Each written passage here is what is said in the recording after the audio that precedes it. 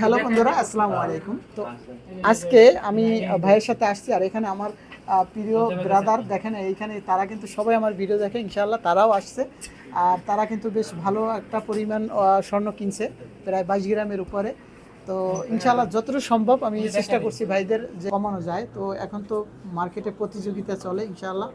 তো দেখতে পাচ্ছেন ভাইয়া কিন্তু অনেকগুলো স্বর্ণ কিনছে।